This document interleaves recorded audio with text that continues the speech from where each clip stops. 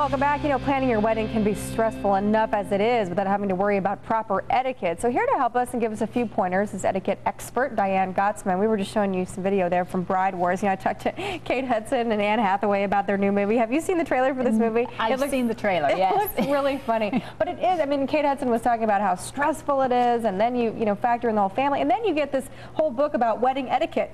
And it's overwhelming. Compounds, I know. Yeah. So what are some things that we really need to keep in mind when we're planning our wedding? What are some good pointers out there for brides? The date. Look at, before you decide when you want to have your wedding, look at the calendar. You know, lots of communities have social calendars, community calendars. If you're planning to have your wedding on a big sports event night, yes, that's going to be trouble. Yes. Because there's going to be people who sometimes want to go to a sports event over your wedding. That's a great point, because we got married in October, and that's the first thing we did is you two playing in town. Yeah. To find out who they're playing and so on, because that can affect so many things, like hotel rooms for your out-of-town guests, travel arrangements, because sometimes it's more expensive during certain events. They know that it's coming and the rates go up. No, that's a very good point. Yeah. Okay, now we're talking a little bit about showers here. Don't invite anyone to the shower that you won't invite to the wedding. This question comes up a lot, doesn't it? Yeah, and you know, it appears to, it sends the message of being greedy, basically. You know, if you invite 100 people to a shower, and that's another thing I want to talk about,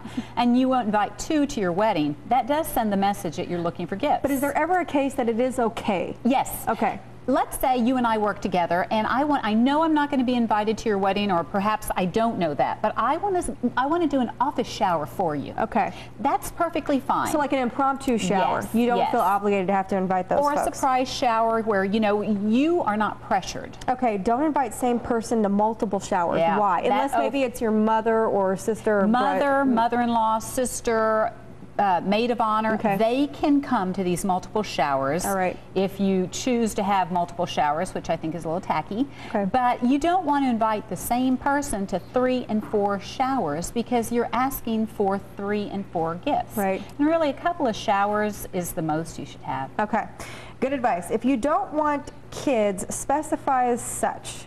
Now, does that get a little tricky, because some women say, look, I can't make it unless I bring my child? Yes, and what happens here is we send out an invitation and never put that on the invitation, but put it on the reply card. Okay. You might say something like, you know, we request the presence of, you know, so-and-so and so-and-so, and adults only is a little tricky too, you know. But so how do you phrase it? So you would say something like, Mr., you know, there's a line for M&M, Mr. and Mrs. You don't see anything for children. Okay. And if somebody calls and says, listen, I know there's no children, but my children, I can't get a babysitter. Can I still come?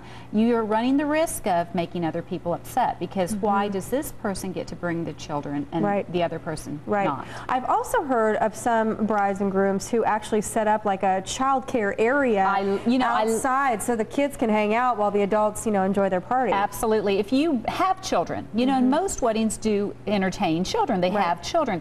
I think it's great to set up a table for the kids, you know, and they can eat at this table with some high schoolers, you know, that are part of the family. Right. Make it kid-friendly. And the food, if you're serving prime rib and the children like macaroni and cheese, you know, do some food-friendly foods for the kids. That is a tough situation, I know, because a lot of families, they'll get offended, and you don't want to go there too. We do have to wrap it up, Diane, but thank you so much for your advice. We appreciate it as always. Thanks for having me.